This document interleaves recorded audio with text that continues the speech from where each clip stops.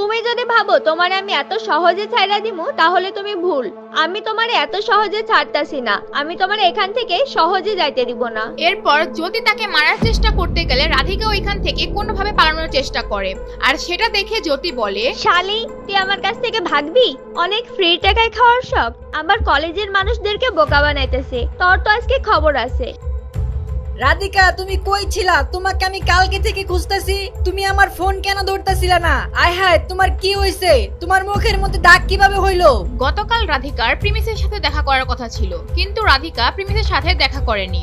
আর premise রাধিকার গতকালকের ব্যবহার দেখে তাকে সন্দেহ করা শুরু করে। গতকালকে প্রিমিস তারপর অনেকক্ষণ রাধিকাকে কলেজের আশেপাশে খুঁজে, এমনকি তাকে ফোনও দেয়, কিন্তু রাধিকা তার ফোন ধরে না। তাই প্রিমিস এর পরের দিন ঠিক তারা যেখানে দেখা করত সেইখানে গিয়ে রাধিকার জন্য ওয়েট করতে থাকে। হঠাৎ যখন প্রিমিস রাধিকাকে দেখতে পায় আর সে চমকে যায়। এই রাধিকা, তুমি কই ছিলা? বলতেছো না কেন? আর তোমার এই অবস্থা কিভাবে হইলো? তুমি আমাকে বলো, মুখের মধ্যে এই ঘা কিভাবে হইলো?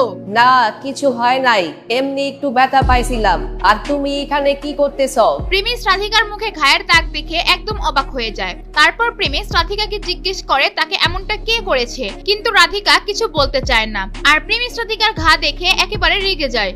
প্রিমিস, আমি ঠিক আছি, তুমি চিন্তা করো না, এগুলা 2-1 দিনের মধ্যে ঠিক হয়ে যাবে।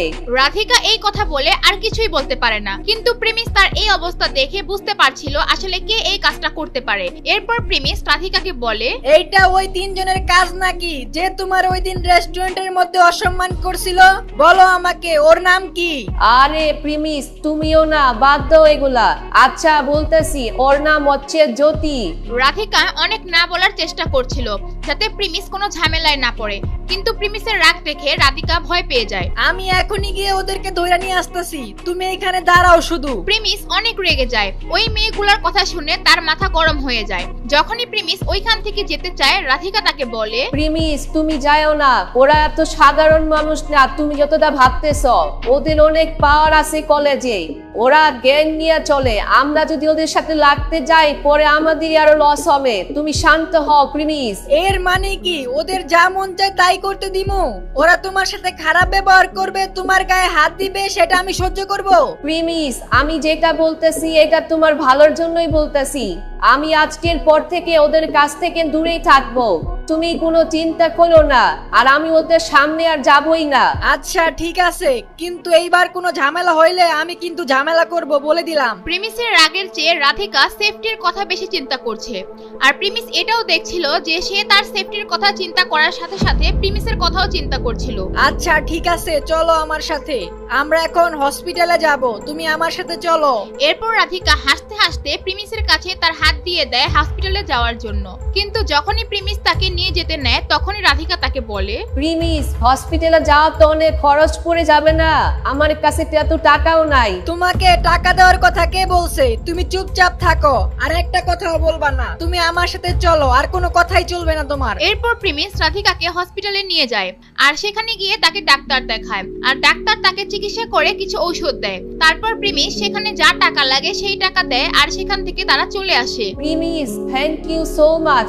আমি তোমাকে এই টাকাগুলা ফেরত দিয়ে দিব, যত টাকা তুমি আমার জন্য এখন খরচ করলা। প্রিমিস তার জন্য যে কাজগুলো করছে সেটা দেখে রাধিকা অনেক খুশি হয়েছে। সে দেখছিল প্রিমিস তার জন্য কত চিন্তা করছিল। প্রথমে তাকে বাঁচানোর জন্য প্রিমিস পানিতে লাফ দেয়, আর আজকে তাকে চিকিৎসা করার জন্য হসপিটালে নিয়ে এসেছে। রাধিকার জীবনে এমন কোনো মানুষ মিলেনি যে তার জন্য এত চিন্তা করেছিল। আরে রাধিকা, তুমি এগুলা নিয়ে টেনশন করো না, এগুলা পরে দেখা যাইবো নে। আচ্ছা চলো আমরা কোথাও খাইতে যাই। আজকে তোমাকে আমি একটা বড় রেস্টুরেন্টে নিয়ে যাব। বড় কোনো রেস্টুরেন্টে যাইবা? সেখানে তো অনেক টাকা লাগবে। না, আমাদের কোথাও যাওয়ার দরকার নাই। বড় রেস্টুরেন্টের কথা শুনে রাধিকার চোখগুলো বড় করে ফেলে।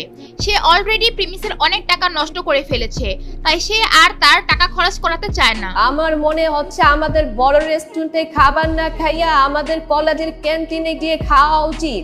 আর ওইখানে খাবারগুলো ভালো আর দামও তেমন না। এরপর প্রেমিস তার কথা না শুনে তাকে নিয়ে চলে যায় একটা বড় রেস্টুরেন্টে। প্রথমে তো রাধিকা প্রেমিসের সাথে আসতে ভয় পাচ্ছিল, কারণ প্রেমিসের অবস্থাও দেখতে রাধিকার মতোই। তার মনে হচ্ছিল এত বড় রেস্টুরেন্টে প্রেমিস প্রথমবারই এসেছে, তাই এই অবস্থায় এমন না হয় যে তারা আবার অপমানিত হয়। কিন্তু যেইভাবে প্রেমিস খাবার অর্ডার করছিল আর খাবার আনতে বলছিল, তাকে দেখে মনে হচ্ছিল যে সে এই রেস্টুরেন্টে প্রায় আসা যাওয়া করে। রাধিকা প্রেমিসকে দেখে তার মনে হচ্ছিল সে একজন রহস্যময় মানুষ। রাধিকা, তুমি এইখানে একটু বসো, আমি একটু ওয়াশরুম থেকে আসতাছি। আমি আস্তে আস্তে খাবার চলে আসবে আমাদের, তুমি বসো। প্রেমিস ওয়াশরুমে চলে যায় আর রাধিকা সেই টেবিলের চেয়ারের মধ্যে বসেছিল আর সে এদিক ওদিক দেখছিল। সে তার জীবনে এত দামি রেস্টুরেন্টে কখনো আসেনি। আরে এটা রাধিকা না? ও এখানে কি করে? রাধিকা পেছন থেকে একটি আওয়াজ শুনে বুঝে গিয়েছিল যে এই আওয়াজ আর কারো না, জ্যোতি এটা। রাধিকা তাকে দেখে তার অনেক রাগ হয় আর সাথে সাথে সে ভয়ও পেয়ে যায়। আর তারপর সেই বদমাইশ মেয়েটি তার গ্যাং নিয়ে রাধিকার সামনে এসে দাঁড়ায়। এই মায়া কি কিছুদিন ধরে পাগল টাগল হয়েছে নাকি? ও কিছুদিন আগে আরেকটা রেস্টুরেন্টে বসে বারবার লাচ্ছি খাইতেছিল, আর আজকে ওটার চেয়ে দামি রেস্টুরেন্টে আইসা মহারানীর মতো বসে রইছো। তোমার এত সাহস কিভাবে হয় এত দামি রেস্টুরেন্টে আইসা খাবার খাওয়ার কথা চিন্তা করো? আরে ভাই, আমাদের মতো মানুষরা এই রেস্টুরেন্টে মাসে 2-1 বার আসি, আর তুমি কলেজ থেকে স্কলারশিপ পায়া ফ্রি টাকাগুলো এই রেস্টুরেন্টে আইসা উড়াইতেছো। তোমার কি শরম করে না? কলেজ তোমার পড়ার জন্য টাকা দেয়, খাওয়ার জন্য না। এরপর সেই জ্যোতি মেয়েটি রাধিকার সামনে গিয়ে তার গলার মধ্যে হাত দিয়ে তাকে বলে, তুমি যদি ভাবো তোমারে আমি এত সহজে ছাইড়া দিমু তাহলে তুমি ভুল। আমি তোমারে এত সহজে ছাড়তাছি না, আমি তোমারে এখান থেকে সহজে যাইতে দিব না। এরপর জ্যোতি তাকে মারার চেষ্টা করতে গেলে রাধিকা ওইখান থেকে কোনোভাবে পালানোর চেষ্টা করে, আর সেটা দেখে জ্যোতি বলে, শালি তুই আমার কাছ থেকে ভাগবি? অনেক ফ্রি টাকায় খাওয়ার সব, আবার কলেজের মানুষদেরকে বোকা বানাইতেছে, তোর তো আজকে খবর আছে। এরপর মেয়েটা রাধিকাকে ধরার জন্য ধাওয়া করে, আর রাধিকা মনে মনে ভাবতে থাকে আজকে হয়তো সে তার কাছ থেকে আর বাঁচতে পারবে না। সে দৌড়াতে দৌড়াতে রেস্টুরেন্টের গেটের সামনে এসে একজনের পায়ের সামনে পড়ে যায়। সেটা আর কেউ না, প্রেমিস ছিল। প্রেমিসকে দেখে রাধিকা যেন প্রাণ ফিরে পেল। প্রেমিস রাধিকাকে এই অবস্থায় দেখে তার মাথা একদম গরম হয়ে যায়, আর সেই রেস্টুরেন্টের মধ্যে সেই বদমাইশ মেয়ে জ্যোতিকে দেখে তার আর বুঝতে বাকি থাকে না ঘটনা আসলে কি হয়েছে। এরপর প্রেমিস রাধিকাকে তার পিছনে রাখে, আর সে সামনের দিকে জ্যোতির দিকে রাগের দৃষ্টিতে তাকায়। আরে এইটা এই ছেলেটা না ওই দিন ওই রেস্টুরেন্টের মধ্যে ছিল? আচ্ছা, ওদের মধ্যে আবার কোনো ইটিশ পিটিশ চলতেছে না তো? ঠিকই আছে ভাই, গরিব রে গরিবের সাথেই ভালো লাগে। এগুলা বলার পর প্রেমিসের রাগ আরো বাড়তে থাকে, আর রাধিকা অনেক ভয় পেয়ে যায় এগুলা দেখে। আচ্ছা, এবার আমি বুঝতে পারছি এই মেয়ে প্রতিদিন দুপুরে আসলে কোথায় যাইতো। এই ছেলে আর এই মেয়ের মধ্যে তো কোনো কিছু চলতেছে। ওর মতো মেয়ের তো এমন ছেলেই পাওয়ার কথা। তুমি রাধিকার গায়ে হাত দিছো, তোমার এই সাহস কে দিছে? কেন মারছি মানে কি? ওর মতো মেয়েরে মারতে আবার কোনো রিজন লাগে নাকি? এই মেয়ে তো আমাদের পালা কুত্তার মতো, আমাদের যখন খুশি আমরা যা ইচ্ছা তাই করতে পারি। আমি তোমাকে লাস্ট ওয়ার্নিং দিতাছি, আজকের পর থেকে তুমি ওর গায়ে হাত দিবা না, তাহলে কিন্তু বিষয়টা খারাপ হয়ে যাবে বলে দিলাম। আচ্ছা, এখন তুমি আমাদের ওয়ার্নিং দিবা? তুমি বাঁচাইবা ওরে?